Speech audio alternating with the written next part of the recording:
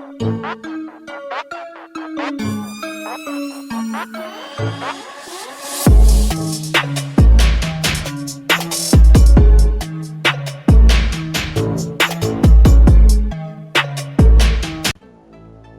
yo, what it do YouTube? It's your boy Alvin MB10 aka AMR10, and what I got for you today is some more NBA 2K22 next gen. More specifically, what I got for you today happens to be the MVP Derrick Rose build within NBA 2K22 next gen. And I'm not gonna lie, I personally believe this might be the best point guard build within all of NBA 2K22 next gen, passing my current build that I do run, which happens to be my Kyrie Irving build. Now, before we get into the build video, I just gotta say, if you're new to the channel and you ain't done so yet, do me a favor, go ahead and hit that subscribe button, because as most of you know, we make a lot of these NBA player-based builds a lot, and yeah, it helps you keep track with them. If you like today's video and you want to see another video like it, then do me a favor, go ahead and drop a like on the video, because you know what I'm saying, helps share these videos out so more people can see them and more people can enjoy them. And if you have a comment on a specific player you want me to make a build for, then do me a favor, go ahead and drop that comment down below. Or if you have a comment criticizing anything I've said, or you want to support anything I said, then do me a favor, go ahead and drop a comment.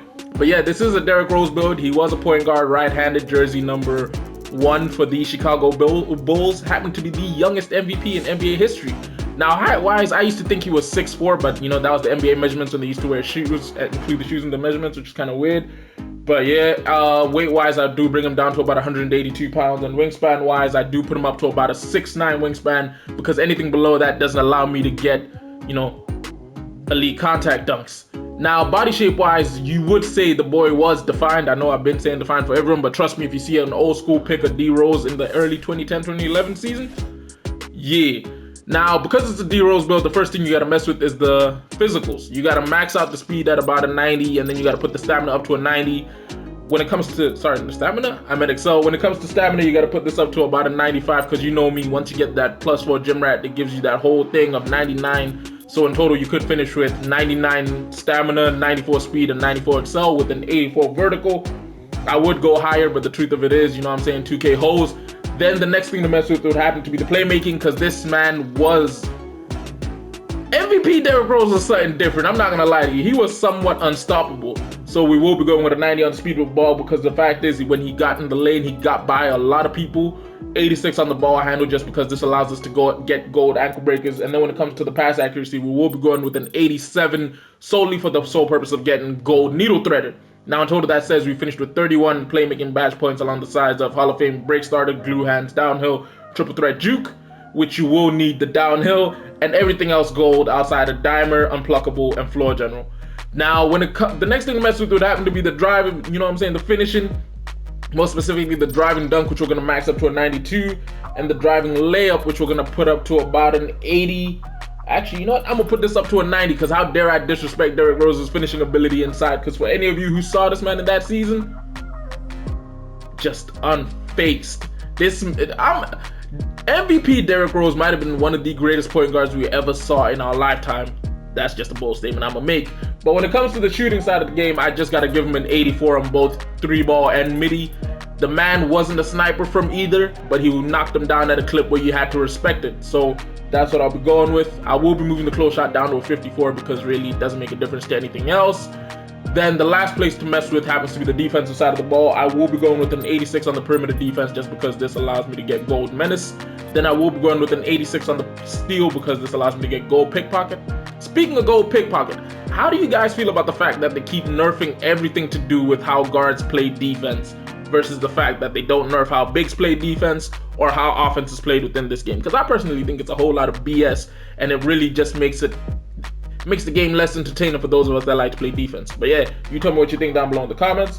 When it comes to the block, we will be giving a 57 block, just because, you know what I'm saying, that allows us to get that beautiful bronze Chase Darn Artist badge. And then with the last few points, I will be slapping these onto strength, because, you know, usually I'd end up having to slap a point onto free throw, but if we slap them both on strength, life goes sweet. Now in total, we finished with 25 finishing badges along the lines of gold Giant Slayer, gold Acrobat, gold Fearless Finisher, Posterizer, and Lob City Finisher. With the clutch ones being, we've got Hall of Fame, Pro Touch, Slithery Finisher, Teardropper, and Unstrippable, and Limitless Takeoff, which with this build, trust me, you want to be running Hall of Fame, Limitless Takeoff, Pro Touch, and Slithery Finisher. When it comes to shooting, we finished with 27 total shooting badges: Hall of Fame Fade, Slippery Off Ball, Sniper, Volume Shooter, and Clutch Shooter. Everything else is gold outside of Chef, Green Machine, Stop and Pop, Mismatch Expert, and Deadeye. But the truth of it is, trust me, with how easy shooting in this game is, you don't really need all those shooting badges to succeed. We've already gone through the playmaking side of it, but when it comes to the defensive side of it, the key things here are Hall of Fame Hustler, Off-Ball Pest, Gold Clamps, Pickpocket, Menace, Pick Dodger, and Interceptor, as well as the Bronze Intimidator, Chase Down Artist, and Pogo Stick. I personally believe if you run an array of those, trust me, no one's getting in your way. Now when it comes to takeovers, because it is a Derrick Rose build, I most likely will have to go with easy blow-bys, because trust me, if you've seen that clip of him crossing up Andre Miller, for those of you who don't know who he is, Google Andre Miller, boy, it was mean. That or the Tyreek Evans crossover, that was mean. But yeah, and then the next thing I'll probably go with is Advanced Gatherers. Actually, yeah, you gotta go with Advanced Gatherers because, yeah, this is a D Rose build. But what 2K says we have happened to build here happens to be a two-way threat. This is ironic, man. It seems as though two-way threat might be the best build in this whole game. Shades of De'Aaron Fox, Baron Davis, John Wall. Yeah, so hopefully you guys enjoyed today's video. Don't forget, if you did, do me a favor, go ahead and hit that subscribe button. If you liked the video and you want to see more build videos like this, then do me a favor, hit that like button down below. Just generally click on the channel and check them all out.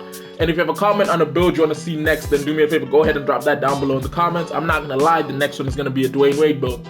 But yeah, hopefully you enjoyed the video. I'll catch you in a bit. Deuces.